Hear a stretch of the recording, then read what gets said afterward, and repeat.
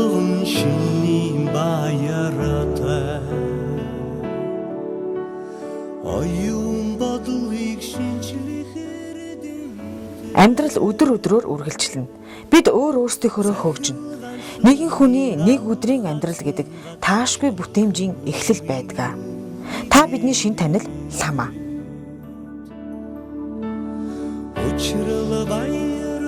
За манай ажилд 8 цаг цугладаг байгаа. Одоо бусдын офисоос арай ирт гэсэн. Өглөө ирээд хамгийн түрүүд мэйлээ шалгав. Тэг боловсралтай холбоотой ялангуяа манай тэтгэлэг тийм ээ хөтөлбөр зарлагдсан учраас мэйлэнд даруулдаг л та бид нар. Тэрэндээ хариулна хүмүүсийн утасны дуудлага маш их ирдэг яг одоо ажлын их ачаалттай үе учраас. За мэйлдээ хариулсны дараа л одоо уул уурхайн чиглэлээр сургалт явуулдаг одоо МОС тесттэй 2 том сургуулиуд бид нар аутриш буюу одоо явуулдаг хөтөлбөрүүдийн талаар тэр лекц зохион байгуулж байгаа. За тэрнийхээ одоо холбоотой ажлуудыг хийн. Дотоодын тэтгэлгийг бид нэр 5 жилийн хугацаанд 200 оюутанд одоо олгоно гэдэг одоо манай компани амлалт авсан байгаа. Тэрнийхээ одоо талыг буюу 100-ийн тэтгэлгээр одоо тэтгэлэг олгоод одоо тийм ээ сургалтанд нь санхүүгийн тийм тусламж үзүүлээд явж байгаа. Тэр манай тэтгэлэг нэг онцлогтой бусад тэтгэлгээс одоо 2 дугаар курсын хүүхд оюутлахын дотоодын тэтгэлгийг авах юм бол 3 4 дугаар курстэй цаашдаа үргэлжлүүлээд явах боломжтой. Өөрөөр хэлэх юм бол одоо сурлагын голч түн 3.2 буюу одоо түүнээс дээш бариулж чадчих юм бол цаашаа одоо тэтгэлгээ үргэлжлүүлээд төгсөн төсөл аавна гэсэн үг байна. Тэгээд тэтгэлэг авсан хүүхдүүдтэй ер нь байнгын одоо уулзаж холбоотой байдаг бид нар. Тэгээд бүгдээрээ тэгж хэлж ирсэн. Бид нар бүр ингээд сурах тийм ээ маш том түлхэц болдог. Хэрвээ 3.2-оос доошоо авчих юм бол тэтгэлгэнд байхгүй болно шүү дээ. Аав ээжийн уруугаас нь ямар их ачаа хөнгөлөх үү тийм ээ. Зөвхөн сурах л одоо тийм ажил үлддэг оюутнуудад. Тэгээд манайхаас тэтгэлэг авахгүй одоо юу гэдэг голч дүн буураад тийм ээ тэтгэлэг зогсоосон нэг ч хүн байдгүй. Тэгээд эндээс юу харж болох вэ гэхээр ерөөсө тэтгэлэг бол өөрийнхөө ажлаа гүйцэтгэдэг юм байна тийм ээ. Ирээдүйн одоо заавал оюутлахад ажиллах албагүй шүү дээ. Хааж ажилласан одоо тийм мэрэгжлийнхаа хүрээнд чадварлаг оюутан бэлтгэхэд тодорхой хэмжээний одоо түлхэц тийм ээ үзүүлдэг болов уу гэж би хувьдаа бодож байна. 5 жилийн хугацаа мөн гадаадын тэтгэлэгт хамаатай байгаа. 5 жилийн хугацаанд 30 оюутны гадаад сурна гэж. Манайх 3 том одоо уул уурхайн тийм ээ дэлхийд топ гэж тооцогддог одоо сургуулиудтай хамтарч ажилладаг. Австралийн Квинслендийн сургууль, Канадын UBC буюу British Columbia сургууль, Америкийн Utah-гийн сургууль гэсэн 3 сургууль байна. Тэгээ одоогийн байдлаар 15 оюутан одоо оюутлахын 100% тэтгэлгийг аваад одоо гадаад амжилттай сурч байна. Оюутлахын гадаадын тэтгэлэг 2 жил одоо тэгээ 100% одоо тэтгэлэг олгоод тэгээ суралцаад ирснийхэн дараа оюутлахад ажиллаулна гэд гэрэндээ бас байж байгаа. Хасаа 5 жилийн хугацаанд гэж дурдсан шүү дээ. Хэдэн он хүртэл. Энэ яг боловсрол соёл шинжилгээ ухааны яамтай 2010 онд харилцаа олгоцлын санамж жижиг гарын хэсэгт орсон байна. Үүндээ хүлээс үүргээл одоо манай сургалтын хэлсэн. Тэмээ биелүүл явж байгаа гэж үзэж байна. Яг одоо манай дотоодын тэтгэлэг хөтөлбөр зарлагдсан байна. Энэ жил бид нэр яг нодонгийнхтай адилхан одоо 35 тийм ээ оюутан шалгаруулж авахыг бэлтгэл ажиллаа хийж байна. Ямар материал бодож өгдөө? Ямар шалгуулт авч иж оюутлахын тэтгэлэгт хамрагдах вэ? Тий шалгуур бол нэг тийм өндөр гэж бол харахгүй байгаа. За магадлал идэвхжлэгцэн ихтэй сургуулийн 2 3 4 дугаар курс оюутнуудад дэмжиж байгаа. Тэг яг уул уурхайн тийм мэрэгчлэр сурж байгаа буюу металл уураг, баяжуулалт, цахилгаан, тийм механикийн инженер гэх мэт 8 мэрэгжил урдсан байгаа. Энэ чиглэлээр сураад дээр нь голч дүн 3.2 буюу түүнээс дээш байх юм бол манай шалгуурыг хангацлаа гэсэн. Дотоодын тэтгэлгийн хувьд. Танаа энэ хэлтэс зөв хэд гэж байгаа? Манайч та 10 гаруй ажилладаг. Манай дарга Корн Вон Хаген гэж Канад хүн байдаг. Бид нарыг маш их дэмжиж сайхан ажилладаг. Манай хэлсэн дотроо бас 2 том баг байгаа. Техникийн хэлс одоо профешнл буюу дээд боловсролыг дэмжих баг гэдэг. Манайхан дээд боловсролыг дэмжих баг байгаа. Тэгээ манайхаас явуулдаг 4 том хөтөлбөр байна л да. Саяны дурдсан 2 одоо тэтгэлэг хөтөлбөр, дээрээс нь дадлагч оюутны хөтөлбөр гэж байгаа. Оюутнууд чинь заавал дадлах хийх ёстой байдаг шүү дээ. Ихтэй зургуулаад өсгөлөө. Тэрийг хэлэгдэг оюутлахын 2 зүйлээрээ бусад газруудын дадлагаас ялгагддаг. Эхнийх нь бид нэр дадлагч оюутан цалин олгодог. Өөрөөр хэлбэл тэр хүний хийгээд байгаа зүйлийг үнэлж байна гэсэн. Энэ хүн оюутан байна уу, дөнгөж ажилд орсон байна уу, ямар ч ялгууран гадуурх тэр зүйл ерөөсөө болдгоо. Энэ нь бол цалин олгож байгаагаар илэрхийлэгдэнэ. Гэхдээ цалин авч ингээл бүр маш хэцүү мэрэгжлийн юм хийлгээл тийм ээ. Өдөржин шөнөжин ажиллаулаад байна гэсэн ерөөсөө үг биш. Бүх аюулгүй ажиллагаа маш олон сургалтанд сууж эрхийг авч иж одоо тухайн техник одоо оног төхөөрөмжтэй ажиллах эрхээ авч та нар нэг дээрээ харсан баг тийм. Тэгэхээр дадлагч оюутныг тийм айхтар юм л оруулдгүй. Зөвхөн юм мэдээд сурж ясны төлөө баг тэр цалин олгож байгаа байхгүй миний харж байгаа. Тэгэд би ээж аваас өндөр цалин авч аваад ирлээ шүү дээ ламаа хичээгээд 2 3 хүүхд орж ирж байсан. Надад бахархмаар санагдчихсан.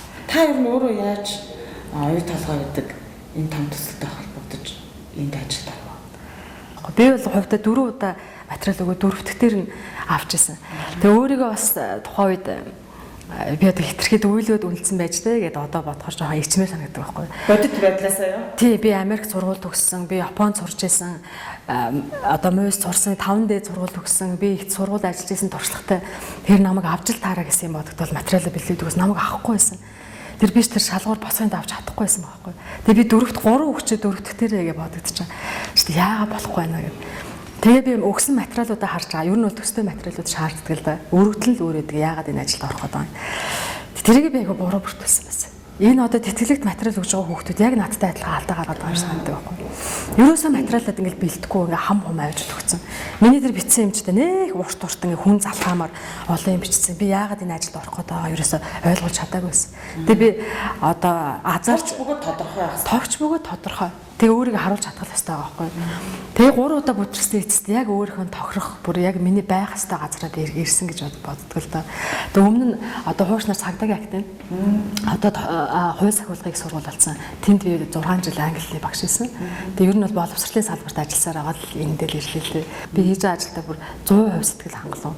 Яг л миний байх хэвээр газар. Тэгээ өмнө ажилд орохоос өмнөх ламаа одоо ламаа хоёр бол шал тийм өөр ялгаатай болсон гэж би хардаг байхгүй. Тэгээ хүний хөгжлийн хувьд нэг анхаардаг шүү дээ.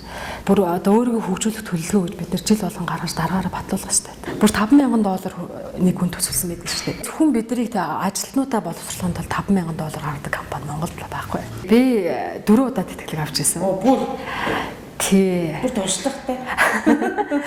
Тэг өөрөө ингээ хамрагдчихсан болохоор тэтгэлэг надад ойр ажилдаг.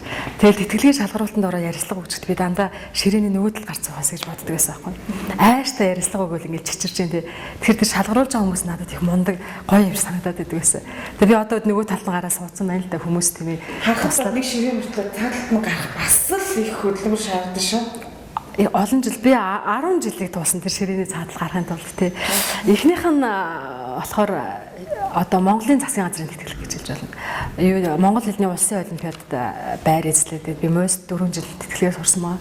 Тэгээ МУС сурж байхдаа Японы засгийн газрын тэтгэлэг 1 жил оюутан солилцоогоор Японы Токиогийн гадаад судлалын сургуулиас сурч байсан. Дараагийн тэтгэл нь бас МУС тогтоо авсан юм байна. Японы Хасабе гэж сангийн тэтгэлэг МУС-ийн шилдэг 20 оюутанд өгчээсэн. Тэрийг авч ирсэн. Тэр яг мөнгөний тэтгэлэг байсан л да.